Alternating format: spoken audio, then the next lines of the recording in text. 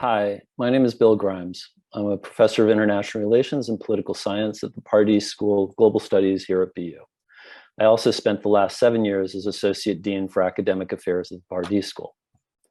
I'm very pleased to be moderating this panel on Asian economies for the 2022 Asian Alumni Business Forum. Over the years, this forum has been a fantastic opportunity for BU's alumni in Asia to learn from each other and to build networks. I only hope that you'll soon be able to hold them in person again. Needless to say, the last several years have been challenging ones for businesses and policymakers. We had hoped that 2022 would be better than 2020 and 2021, with the continued emergence from COVID restrictions contributing to growth, trade, and healthy supply chains. That did not turn out to be the case, however. We're now faced with global inflation, the destabilizing political and economic effects of the Russian invasion of Ukraine, and real concerns about financial stability and debt sustainability, particularly in the emerging markets. These immediate issues coincide with various long-term shifts, including calls to shorten or friendshore supply chains, slowing growth in China as it reaches economic maturity, aging societies all around Asia, rising US-China tensions, and financial vulnerabilities in emerging markets. Same time, there are a number of positive developments and opportunities. Asian economies are the most dynamic and fastest growing in the world, and they've been proactive in adopting new technologies in mobile communications, e-commerce, fintech, electronic platforms, sustainable energy, and more. We've seen revolutionary improvements in access to financial services and commercial opportunities, most notably in China and India, but around the region, leading in many cases to profound improvements in people's well-being and economic status. So there's much to be optimistic about, even as we face some real challenges. For today, we have a fantastic panel of BU alumni to investigate all of these issues, and I'm very much looking forward to hearing what they have to say. I want to emphasize before we start, however, that all of our participants are speaking in their personal capacities and not as representatives of their organizations. I should also note that we're recording this on October 5th. So there are at least two big events that we know of that will occur before the forum: the World Bank IMF fall meetings and the Chinese Communist Party Congress. And of course, there may be other unexpected events. We start with Indriani Karlina, who received her master's in economics from BU in 2017. She's currently staff to the coordinating minister for Maritime Affairs and Investment of the Republic of Indonesia. Previously, she was a macroeconomics specialist at the Central Bank of Indonesia. We turn next to Professor Cheng Xiaohe, who received his master in international relations in 2000 from the predecessor of the Pardee School, and a PhD in political science in 2006. He's currently a professor in the School of International Studies at Renmin University in China, which is one of China's very top universities. Next is Rami Galal, who received his bachelor's in economics and philosophy in 2010. He's currently an economist at the World Bank working on issues related to private sector development in South Asia. And finally, we have Udaybir Das, who is a three-time BU alum, I guess. He was a Humphrey Fellow in the late 1980s when he was with the economics department. He went on to get an MBA from what used to be the School of Management and is now Questrom in 1991. And then he even taught at Boston University for a little while. So he's one of us 3 times over. He's currently an advisor and assistant director of the Monetary and Capital Markets Department at the International Monetary Fund and mission chief of the ongoing Financial Stability Assessment of the United Kingdom. So I'm going to start by asking an opening question to each of our participants, and then we'll move on to a discussion amongst us. So I'll start with Udaybir. I'd like to start with a global overview of macroeconomic trends and their potential effects on countries' growth patterns and financial stability. We've been hearing a lot of worrying things about inflation, debt sustainability, and supply chain disruptions, among others, but also some really exciting word about financial innovation, green energy efficiency, et cetera. Can you tell us what you see as the 2 or 3 things that most worry you about Asian economies looking into the short and medium term, And for balance, maybe some opportunities that most excite you. Thanks, Bill. I think that's a very, very tough question to answer in a straight manner. Current state of global economy and its future, including in Asia, is being characterized in several different ways. Some say that great moderation has given way to great stagflation. Some say it's going to be a bumpy ride for very long. Some say we are sailing into headwinds. Some say health crisis that has transformed into a cost of living crisis. And some even say that the global economy is facing its biggest test since World War II. So I just wanted to put this on the table because characterization of global economy, if you take the numbers out, this is really telling you how analysts and policymakers are viewing where they are today. But what everybody's asking is, when will it stop? Will we be able to come out of it? How, when, and in what shape? And will we be able to put ourselves back on track to complete this global common quest of an equitable, inclusive, long-term, sustainable growth trajectory? And this is all extremely clear. What worries me tonight, or what worries me these days in this context, first of all, I am unable to see things clearly. And this has really happened, not just me, all of us and my colleagues and people I know well. And when that happens, I like to tell myself that we are perhaps captured by the stare and glare of three eyes. It's almost like the three-eyed Indian god whose third eye is for enlightenment. And these three eyes are inflation, interest rate, and invasion. So stubbornness of inflation, that's a huge worry. And we haven't really got it right yet to understand exactly what is driving this inflation in such a stubborn, sticky way. A lot of models are failing us, and a lot of orthodox economics is not working out. And that is leading to central banks taking very aggressive actions, especially central banks whose interest rates matter, like the US Fed or the ECB or the Bank of England. The consequent thing is that there's a broad rise of global interest rates. And that itself is a cause of worry because combined with a strong dollar, it is making many countries future extremely dark. And the third and the final worry, which is the third eye, which is the invasion. And that is amplifying both the fragmentation and geoeconomy and geopolitical ruptures that are eroding the whole multilateral framework within which we have grown for the last 70 years. So these are common issues, and they apply equally to Asia, where there is much more of resilience in balance sheet terms. External sector is looking better. Inflation, one eye, has not really permeated through Asia balance sheets, and this is a general remark, as we have seen in Europe or we are seeing in the United States. And it's an exporting region. So if the global demand is going to be slow and sluggish, then its longer term, medium to longer term impact on Asia could be very detrimental. But overall, I'm very bullish on Asia. I think it'll come around. Well, thank you very much. I'm going to turn now to Indri because Udaybir was talking about some of these global forces that are particularly challenging, and in which the developed country central bank policies are having global effects that ripple across economies throughout the world.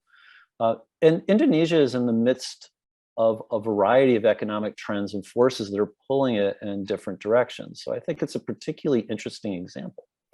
Looking from the outside, it's a developing country with flexible exchange rates as the world is going through a monetary tightening cycle. It's a major energy and commodity producer in the midst of a commodities boom. And it's building infrastructure as part of China's Belt and Road Initiative. It's also part of several East Asian supply chains that may be disrupted by geopolitical tensions. So Indri, can you speak to the macroeconomic challenges and opportunities that Indonesia is facing, perhaps with a particular focus on currency and energy? So thank you, Will, for the question. So first of all, let me zoom in into the global inflation phenomenon first, because it is one of the eye of the storm, like Udaybir has said. So inflation right now is spiking around the world, troubling all economies. And then also this surging inflation has led us to a cycle of tight monetary policy. And then, of course, it is also important for me to mention that the policy led by a very hawkish policy by the Fed also has contributed to a very strong exchange rate from the US.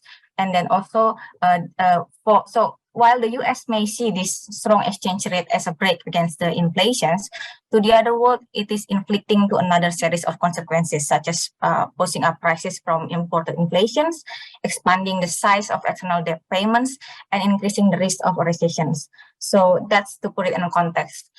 Just like Udaybir said, that almost every country is facing it. Now, so let's move on what's happening to Indonesia. So I would like to start it from the opportunities to actually brighten up the mood. So yeah, first of all, I think it is very important to take a note that despite being in the midst of global economic turmoil, the Indonesian economy was still one of the best. So we remain confident that despite an adjustment in the price of subsidized fuel that we just did in the 3rd of September, the economy will continue the upward trend and estimated that it could grow by 5.4 to 6% year on year in the 3rd quarter. So this high economic growth is encouraged by the rising domestic demand, especially household consumptions and high export performance during the 3rd quarter of 2022. The export performance is supported by development of downstream industry for our mineral sectors, as well as strong demand from major trading partners and persistently high global commodity price. And then, not only from the demand side, this is also reflected in the sectoral side as shown in the PMI, that our PMI staying above the 50 level for the 13th month in a row. And also for the September, the production increased at the quickest rate in 8 months and was supported by a significant expansion in new orders. So this is really good news. And then the latest report also signaled a 3rd consecutive monthly round of job creations within the Indonesian manufacturing sector. So this is another good news for our economy. Now, talking about the currency challenge.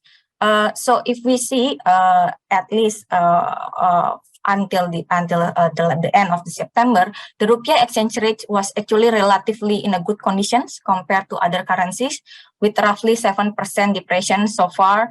The rupiah is coping better compared to its ASEAN peers. Moving forward, the Central Bank of Indonesia has also joined the movement to enter the tightening monetary policy and raise the policy rate as a front-loaded, preemptive, and forward-looking measure to curb the inflations.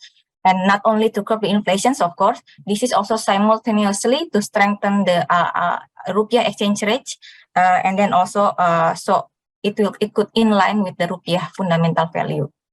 And then I think it is also very important for me to add one of the latest policy that the central bank has just mentioned to the public, that the central bank has reinstated rules to sanction natural resources exporter who do not place export revenue in the country as the penalties.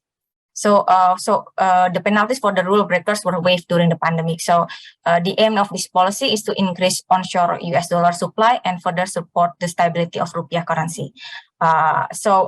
Moving forward, the strong dollar performance, I believe will likely to continue, but with moderation speed. So one of the major reasons is the Fed plans to lift rates for next years, and then also I think it will, if it happens to 4.75 until 5%, it will be the highest since 2007. So it will be another challenge for the currency. So that's for the currency sector. So with regards to the challenges and opportunities facing the energy sector, I would like to emphasize Indonesia's commitment to reduce greenhouse gas emissions. For example, we just recently issued a decree on the accelerations of renewable energy development that provides guidelines to gradually stop the use of coal in power plants. So that's a very strong move. And then also, out of Indonesia G20 presidency this year, we seek to achieve a global deal on accelerating energy transitions as one of its top priorities. Thank you, Indri. That was very helpful and more optimistic than many people have been about the global economy. So that's always good to hear. So Udaybir and Indra have spoken to a number of macroeconomic and financial stability issues, but I'd also like to take this opportunity to turn toward the nitty-gritty of how the economy looks at the ground level. So I'm going to turn to Rami here. And Rami, can you tell us more about some of the drivers of technological innovation and productivity in South Asia? Thanks, Bill, for the question. As our colleagues have said, it's true that if you have macro problems, then you're unlikely to be very successful in your other growth and development aspirations. Now, looking at some of the countries in the region, I focus on India and Bangladesh mostly, but a lot of the growth in these countries, and they have had very impressive growth track records, some of the best out of any countries in the world for basically decades. However, most of it has been due to factor accumulation. It hasn't really been because of huge improvements in productivity and innovation. There's heterogeneity in the economies. I mean, India has a vibrant outsourcing and IT sector, business support services, but in Bangladesh, somebody said about Bangladesh that it's been mostly about perspiration, not inspiration, which has been the keys to their growth. So thinking about how to encourage productivity and technology adoption and innovation is really important. I mean, for governments, what can they do about this type of stuff? There's the fundamentals, worrying about the education and skills of their workforce.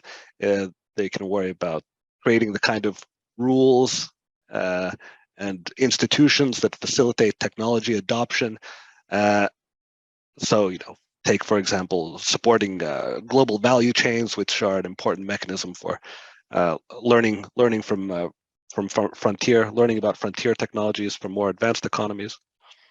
But there's also some kind of new challenges that these countries are going to have to face.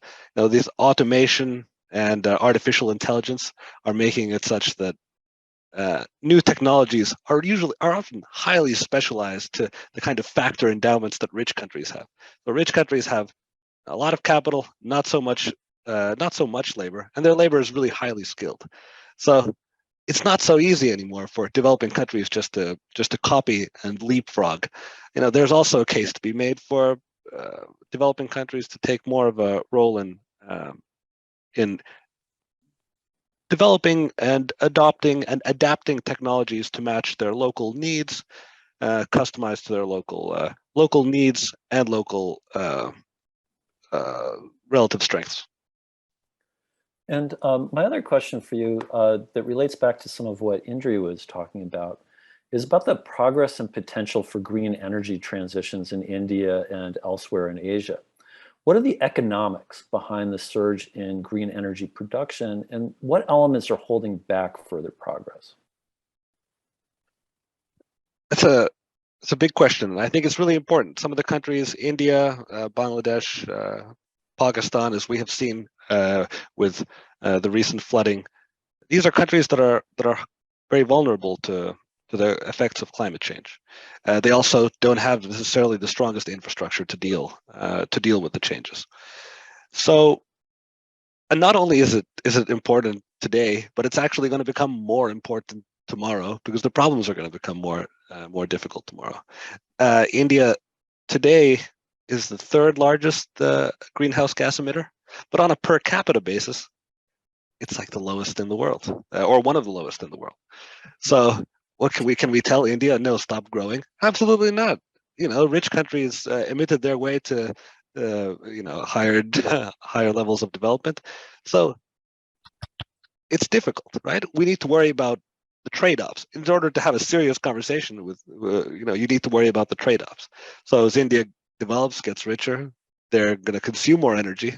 They're going to need things that are carbon intensive, like cement and steel and chemicals and whatnot. they're going to structurally shift from agriculture to industry, which is going to cause more, which can lead to more emissions. So these are, we want India to develop, of course, but at the same time, how to do so is difficult. And just to be a bit more positive, I don't think the future is necessarily so bleak. I think India has impressive targets, as many countries in the region do, and it's going to take, it's going to, I mean, on their part, investing in renewable energy projects, creating incentives that support the private sector to reduce pollution, having a cost to carbon taxes and these types of things that bring a cost to the negative externalities of pollution.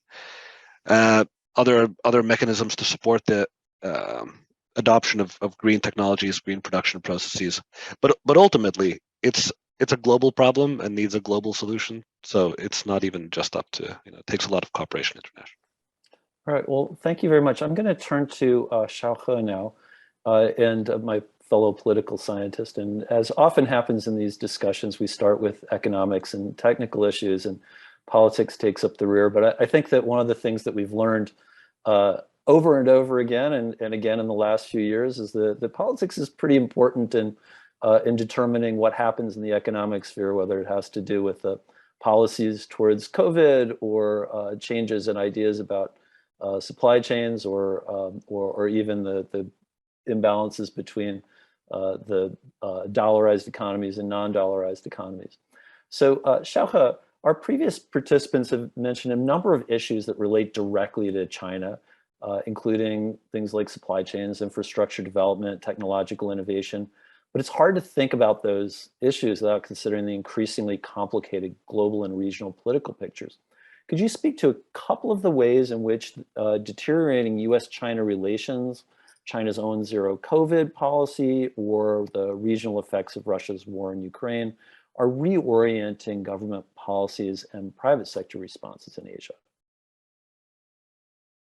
Thank you very much, Professor Grimes. I'm very proud to be your former students.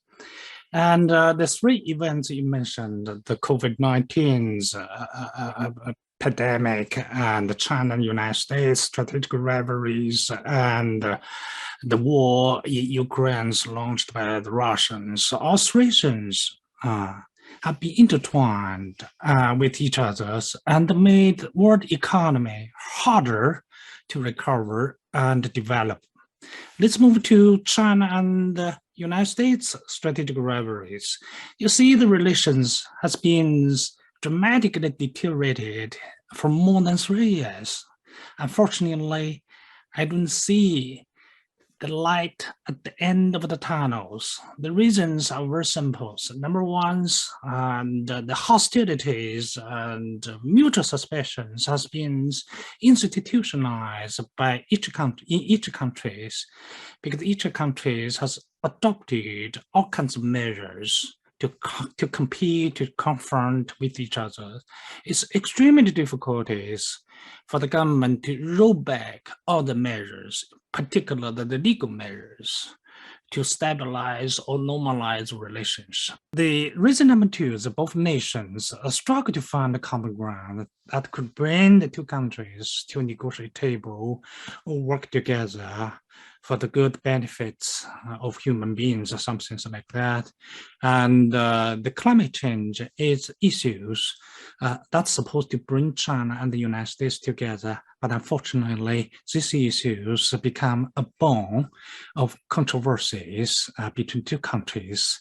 And third, and new factors continuously jump in and make China and the United States relations much complicated. For example, the war in Ukraine, and that's the things I like to emphasize. Sino-US relations will remain in the best shape for the next 5 or 10 years, and strategic rivalries will dominate the bilateral relations between Washington and Beijing. And so, as China and the United States are bogging down in the long strategic competitions, partial economic decouplings will become inevitable. Even though the partial economic decoupling may take place gradually and may not proceed to a total decoupling, but nonetheless, partially economic decoupling is going on and irreversible. And as both nations guard against each other, and two countries' competitions in the high-tech field intensified, include the competition in the semiconductors, high-capacity batteries, quantum computing, biochemical technologies, such as United States' recent efforts to form Chip Ford Alliance is a new testament to such a kind of intensified competitions between China and the United States in the field of high tech. So I think it's the China and the United States strategic competitions is not what China really wants. It slows down China's economic development, it slows down Chinese high-tech development, and it's forced China to spend more time, extra resources to catch up in the field of high-tech. So that's what not China really wants. But unfortunately, such a kind of strategy will undermine China's desire to maintain its world factory status, as well as make China's relations with outside world much complicated, much challenges. So that's the one thing, China-United States strategic rivalries. Second, the COVID pandemic, I think, is only a short-term factors that helped to define economy in China as well economy in the Asians, because COVID pandemic is coming, has come to the world quickly, and it's walking away right now. And but nonetheless, the zero COVID policy adopted by Chinese government and the United States and China strategic rivalries and the economic technical trend, these reasons combined together to make it impossible for China to achieve this year's economic growth target, 5.5%. Definitely, growth rate may drop to about 2%. So right now, China is implemented the strategic zero COVID policy, but policy is not sustainable. And I believe Chinese government will change such a kind of policy after 20th Party's Congress that will take place in less than 2 weeks in Beijing. And the war in Ukraine is factors between long-term factor such as China and the United States strategic competition and the long-term factors such as COVID pandemic. But China also suffered collateral damage from the war, because the strategic competition, the hostility between China and the West has been deepened, and China's effort to achieve national unification has been complicated. So I'm not pessimistic, but I struggle to find a reason to be optimistic about China and the United States relations, about China economy, about the economy in Asia in a short period of time. Thanks. There are so many things that are going on in the U.S.-China relationships, and the China's importance in the world is so great that we could talk for several hours. But I want to just zero in on one piece that comes out of a lot of the themes that you were talking about, which is supply chains. So there seem to be so many forces in the world that are pushing towards the narrowing of supply chains, the friendshoring of supply chains, whether it be the geopolitical conflict or zero COVID or anything else. I wonder, do you think that there are opportunities for cooperation in Asia or between US and China to build resilient and reliable supply chains with what kind of backing would that require? What kind of political backing would that require? And what would make that possible? I think the United States now try hard to rebuild resilient, reliable supply chains. And the United States want to do so to move the partial supply chain from China to some friendly countries. So it's extremely difficult for China and the United States to cooperate to build another reliable, resilient supply chains, because as I mentioned, the two countries now are playing zero-sum game in the field of economies.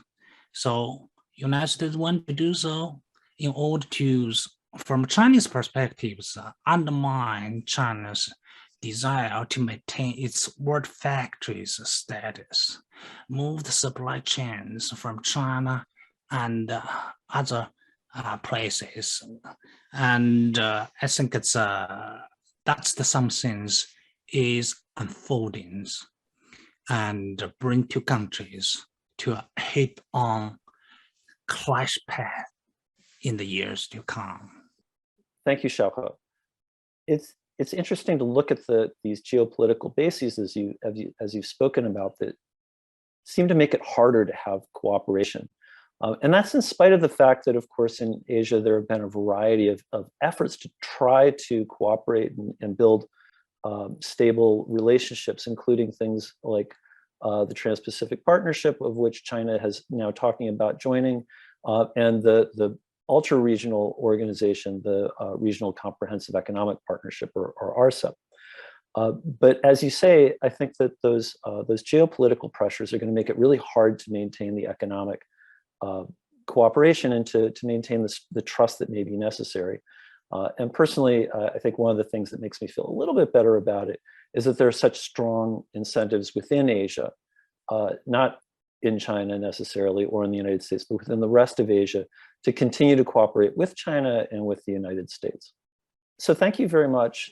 We're going to move on to some follow-up questions. There are a lot of interesting themes that were brought up, and we won't be able to cover all of them, but let me run through a few of them while we have time. So first, to Udaybir, one of the things that seems to be a common theme is the challenge to developing countries and other countries of this global inflationary problem and the actions of the Federal Reserve Bank and other developed country central banks to raise interest rates, which has been putting pressure on debt sustainability in currencies. So I wonder if you could talk a little bit about some of the sources of development finance that are remaining for countries, as private sector flows are probably going to be falling a bit.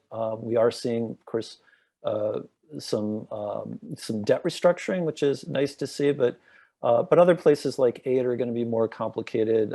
It's possible that remittances will be reduced. But can you talk a little bit about the sources of development finance that will remain, that will help to shore up the growth prospects of emerging markets in Asia? So you're absolutely right that the fallout of the three I's on the weak, the vulnerable, and the marginal is probably the hardest. Inflation is very, very deadly for societies in these countries.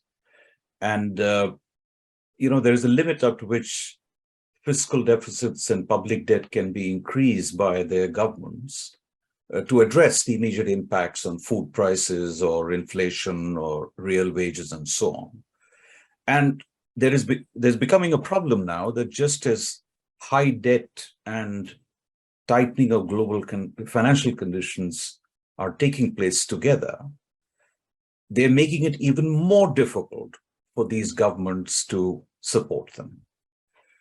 And then there are issues of climate transition and climate mitigation costs, and as Rami mentioned, about long-term structural problems of productivity, labor market, which are pre-existing, nothing to do with COVID per se. These have been long-standing problems. So overall, if there was one segment on this planet that is really, really at deep risk, it is this segment. And in Asia, for example, Indonesia is a sterling story.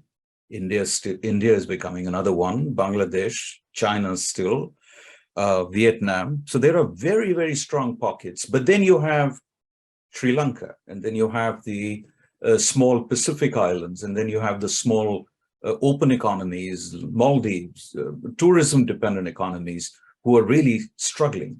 Now, what's going on is a lot of work at the multilateral level. We are, of course, trying to see that public-private arrangements come about, but they're taking time. Meanwhile, I can tell you that the universal safety net is being made stronger, while agencies like the World Bank and other development banks are coming in too. For example, in the case of the IMF, close to $219 billion, actually more than that, it's about $275 billion has been extended as financing to 93 countries just in a period of 2 years. And if you add other things coming from the bank and development partners, then it is a lot of money that has been pushed out from these safety nets or balance sheets of international organizations to these countries. There are new facilities coming up. For example, on food, the IMF has just announced a new food window for countries who are really suffering. So there is some hope there. There's been a historic allocation of what is called the reserves, the SDR, which is the basic unit that every country has at the IMF. That has been pumped up by 650 billion. And these are being accompanied obviously by a lot of national level actions. Central banks, QE should be seen as support. Of course, now we are moving from easing to tightening phase, but then, let's see how long that lasts. So what I'm trying to say is that, and then of course, there's a debt story, that there's a common framework which is in place now, which is also sort of not really picking up the way we wanted it to. But there is hope that we will get a lot of debt relief along with reprofiling and restructuring debt. So in a debt spectrum, there are a number of options that are available. But for all this, you need a little bit of a steady state, especially on debt reprofiling, debt restructuring. Markets have to be much more, less spooked and more at peace. Creditors have to be much more, ready to engage into some long-term solutions. That environment is not yet in place. So there is a lot going on the multilateral side. There's a lot going on the development side. Is it enough? The answer is absolutely no. And that's the whole agenda that is currently on the table at the global level, that what more can be done, because these are going to be really, if we don't do anything, these countries, and we are not talking about 5, 6, 7, we are talking in several dozens of countries who will be left far behind the development and growth curve. And obviously that's something that is not a desirable policy goal. Thank you. I'd like to turn to Indri now, and I'm not trying to start a fight among our participants, but Indonesia has had some fairly bad memories with the IMF, and although it's doing quite well in the current phase through good macroeconomic policy and the good fortune of being a commodity exporter, I wonder, from your perspective and your personal perspective, again, these are none of us are talking on behalf of our organizations. Do you think that what the IMF is doing now and other aspects of the global financial safety net are the right things, and are they approaching the limit of what international organizations can do? All right. So yeah, thank you, Will. So yeah, I think so. Of course, this is from my personal opinion again. So I think what IMF has done in this particular difficult situations, especially during the pandemic, is already in a good track. Of course, and then I think we also have a lot of help from the IMF. I think if you mentioned about 1997 and 1998, it is, of course, I think it's not only for Indonesia, but I think it is also a nightmare for almost all the Asian countries. But I think in this very precious chance. I think I would like to mention that when you said that that we will have like a currency situations, I think it is a common belief that despite the possibility of persistent capital outflows, I believe that this will not lead to another financial crisis like 97 and 98, and then also just like Uda Bir said that the major Asian economies now have underlying macro fundamentals that are much better compared to the late 90s. So yeah, I think we are now in a good hand with the IMF helps, and then also moving forward, I think the global cooperation should be strengthened and then should be also continued. Thank you. Bill, I want to give credit to individual countries in Asia. They have done in 20 years of the Asian crisis. They have learned, they have looked back, they've made adjustments, and they are really coming up with stronger balance sheets to be able to weather these kinds of shocks. The problem is, which, as I said at the beginning, that despite being strong, how strong they are really going to be is being tested because of the enormity of the global problems that I outlined. And that is something that has to be watched without any sense of hubris or delusion, either by the IMF or by the countries. I think that's absolutely true, and not just the scale of it, but the scope. We have all of these things happening at once, and it's very difficult to think from a macro perspective of how the interactions among all the various pieces of it. Thank you, Indri. That was actually a wonderfully optimistic thing, and Uday Bir as well. I think that Asia remains the bright light in some ways in the Asian economy and in the world economies, and the quality of macroeconomic governance and increasingly the productivity and hard work of the populations in those countries is one of the things that may pull us through these crises effectively. Let me turn back to Rami, and I know you've done a lot of work in excuse me, in various areas, but one of the things that I find particularly interesting is the expansion of digital financial inclusion as an example of the ways in which technology is transforming emerging economies and the lives of the people, and also the opportunities for productivity. And I wonder if you can talk a little bit about the ways in which digital financial inclusion is operating in places like India and Bangladesh, and the effects that you see that having on private sector and on the lives of people. Absolutely right. Financial inclusion is, why does it make such a big difference for, let's say, a firm? So that they can save, save money, have access to finance from more formal financial institutions, so that they can grow their businesses, hire more people. A lot of the same ideas apply to households. So households who have access to accounts, they can save in a safer way, borrow money so that they can maybe invest in their education, save money in case of emergencies. So for so many reasons, these are people's access to savings and all the benefits that come with financial services is really essential. Things have improved. Oh, sorry, go ahead. No, please. I was going to just ask, what are some of the concerns? Because there have been some concerns raised about consumer protection and financial stability. Now that financial services are being offered by non-traditional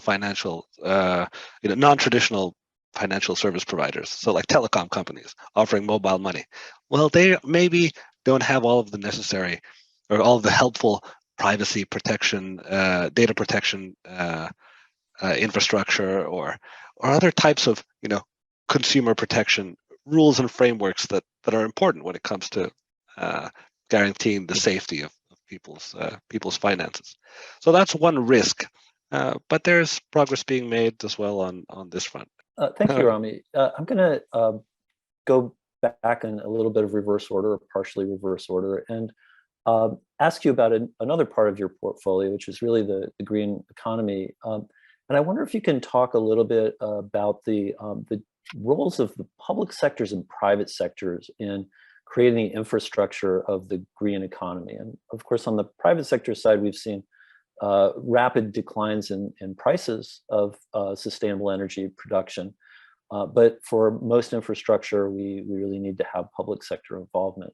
So I wonder if you can talk a little bit about the ways in which public regulation, public policy is interacting with private sectors in some success stories in promoting sustainable energy production. I think that you're absolutely right. The public and private sectors have a very important, and I would use the word complementary role to play in promoting the green economy. I think a good example would be electric vehicle adoption. So this, I think, is a great. There's a few features that make it helpful. So on the one hand, it requires the government to set some rules, some regulations, kind of signaling to the markets that we're going to eventually have to phase out carbon emitting cars. So that's one part of the story. Now, at the same time, government supports through research and development support, kind of supporting the product development process. So the research that is that goes into reducing the or enhancing the battery life of cars. So batteries now last something like twice as long as they did 10 years ago. So this is very expensive, and individual companies might not be in their financial interests to make that investment. So through government investments in research, public procurement, these are another important tool. Governments often make up for coordination failures, and I think electric vehicles need a lot of infrastructure. You need charging stations, otherwise you're not going to drive to visit your family in the next town because there's no charging point in between.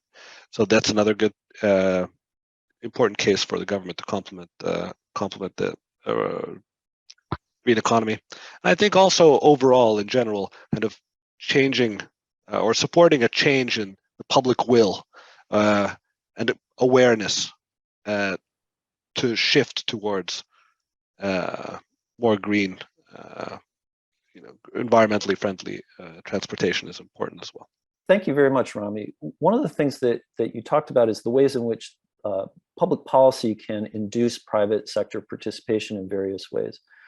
And looking at the vast infrastructural needs in Asia, and particularly as related to transportation, communication, and green energy transition, one of the questions is where does the money come from? We'll talk more about the Belt and Road Initiative, which is one of the big public sector parts of this equation. But one of the things that policymakers have been calling for a long time is to get more private sector investment in infrastructure, and this has proved to be quite difficult. But I wonder if maybe there are better opportunities in Asia for seeing higher levels of private money flowing into infrastructure. And maybe, Udaybir, you could give us a little bit of guidance on this and what the challenges are and what the potential is. So obviously this issue is again being discussed with a lot of intensity at the international level. Yes, I think the reality is, where is the money going to come from, especially in light of other needs of financing that are coming up, as we discussed earlier. Now, a lot of people are saying that, don't do that. I mean, there is a whole lobby developing now which says we need to step back on providing resources for climate change. And there is some very recent good work that has come out from the IMF in the World Economic Outlook, which has just been, the paper is fresh, everybody should read it, in which we have done enormous amount of scenario-based calculations on the fact that if we were to stall now on investing in climate change, then its medium to long-term effects are going to be worse than where we are today. So there is a big tension going on that how do you create that money? And in the spikes that we have seen in fuel and food are also suggesting the importance of boosting investment in green energy and improving resilience to these kinds of shocks. So where we are coming out, and the shortfall, by the way, is huge. I mean, there are all kinds of estimates, but we have our own, and it's about 630 billion a year that climate finance is a fraction of what's really needed for developing countries. I mean, it's a huge amount. So where we are coming out is that, from a point of view of influencing the thinking, we believe that public sector will have to play a bigger role, which includes even international organizations, to actually take the lead rather than wait for a pure private sector market-based solutions to come about. There are a number of technical problems there apart from the will issue. We are still trying to determine that banks, for example, how much are they already exposed to climate change risk? It's becoming a very difficult thing just to estimate that part before we can say, go ahead and take more exposure, or you can, find other ways to hedge it. So there is that dynamic that private or market-based financial firms, we are quickly trying at a global level, trying to determine exactly what is the stock before we can say that you can go into additional flows. And then there are problems with the pension, the funds, broader set of funds, not pension alone, but lots of investment funds and insurance agencies who could potentially be partners in this quest to providing resources. But we need to be very, very clear that we're not loading them up with a future problem.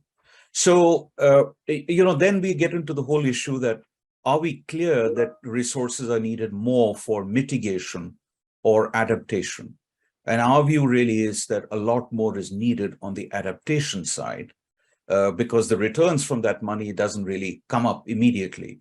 But that's where the big, that's where the world has to catch up more on the climate adaptation rather than mitigation. Mitigation always, you find somewhere about money, but adaptation will require a huge amount of transition. There's a concept called just transition that people are talking about, where you need a different type of financing. So I think what's going on right now is that to unleash private sector financing, the obstacles are by no means insurmountable. There is a question of incentives. There is a question of understanding exactly what is at risk. And then there's a question of the overall policy environment within which these resources can come about, i.e., the whole relationship between fiscal, debt, and monetary policy. And if that doesn't come about, then you can clearly see what happens to the cost of resources. So we have to somehow find the right balance.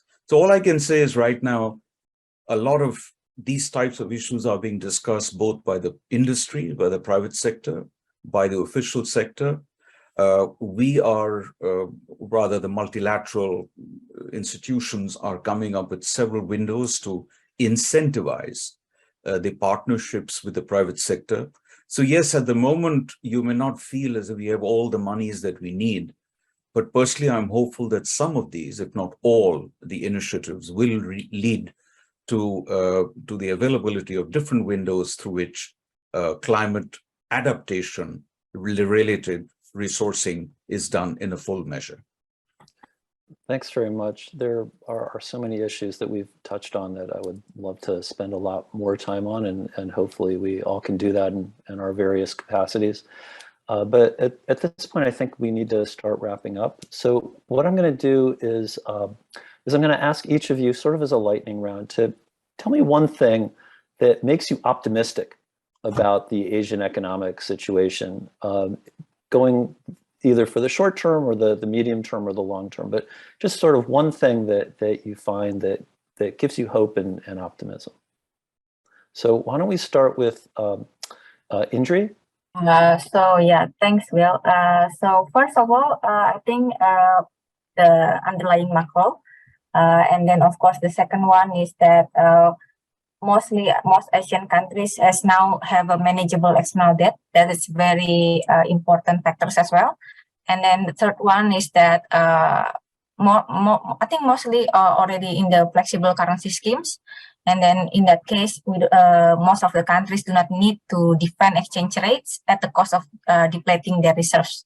So yeah, all in all, I think we are in a better shape. As Udabir has said, that we learn and then we moving forward from the crisis 97 and 98. Thank you. Rami?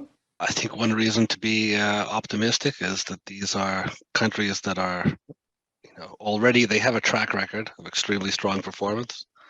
And looking at the kind of innovations that are happening in India, around Tamil Nadu, you have, some of these enormous, cutting edge factories and industries being produced. Now, the heads of many of the richest, most advanced, Silicon Valley companies in the world are from, from the region. So I'm sure that, I'm confident that the region will do well, and has a lot of potential.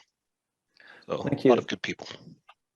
Udabir? Yeah, so I must apologize if I've come across very depressed and your glass is all empty. I think there are three things, and they all align very well with Asia.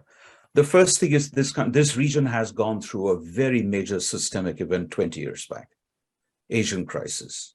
Unlike a lot of other regions which are now facing or started facing in 2008, Asia was much more, it's gone through an event. And I think there's a huge opportunity at this current conjuncture to go back, draw on the lessons and move forward. So that's one positive that I hope happens. The second is technology, as Rami mentioned. I think technology to partner with policies and implementation could bring about material changes in both the economic and the social sectors, and could actually help to bridge this divide between the poorer economies and the advanced economies. So I'm very hopeful that over time, technology will be the solution for a lot of problems in the health sector or education sector. And last, I think it's BU. I mean, you guys there's a huge opportunity for institutions like BU to teach and train the Generation Z coming out of Asia. This is the time for you to, the university to create a whole cadre of proud believers, as I call it, of the concept of international financial citizenship. So I think education, technology, and lessons of the past will help Asia to come out pretty well. Xiaohe? I think it's the one thing is the COVID-19 is walking away from us. So we can reset the economy and reset the social life, and we have a much better ones in the future. And as a small ones, China and the United States relations are too bad to go bad further. In other words, if China and the United States don't want to fight each other, don't want to cut the relationship, it's better for the two countries to work together to mend things, because we all know when the two countries could cooperate each other, it's the two countries not only better off, and the other countries in Asia also better off. We're not stupid, we're smart people. So we realize it is time. It may be a time to make a change. Thank you. Thanks. And I also like to think that the human relations between US and China, the many Chinese students who have spent time in the United States and know America well, and the many Americans who are interested in China culturally, economically, socially, that might be a little bit of a buffer on these other bigger structural forces. Yeah, Bill, you're absolutely right. You see, it's hundreds and thousands of Chinese students study in the United States, and also many American students study in China. They are goodwill ambassador for each country. So when this group of people can work together, they can push the two countries to move on a healthy, sustainable track or path. Thank you very much. All of you have been really wonderful, and I'm grateful for all you've done to make this an interesting and very thought-provoking panel. I'd like to add two other little causes for optimism. One is that people like you are engaging in these issues, taking them seriously, thinking them through, and coming up with practical solutions. And I'm really quite proud that Boston University alumni are part of this. And I think more broadly, if we had chosen other members of our greater Boston University diaspora in Asia, we'll find all sorts of people who are thoughtful and impressive and making change happen in positive ways. And certainly, more broadly speaking, the sheer human capital of Asia is extraordinary. So I thank you. I look forward to seeing all the things that our Asian alumni will do, and I hope that the next time around, and that maybe I'll be invited again to be part of this, that we'll all be able to meet together in person and find out more about each other and build the networks that we need to make to make this place all work as it should. Thank you.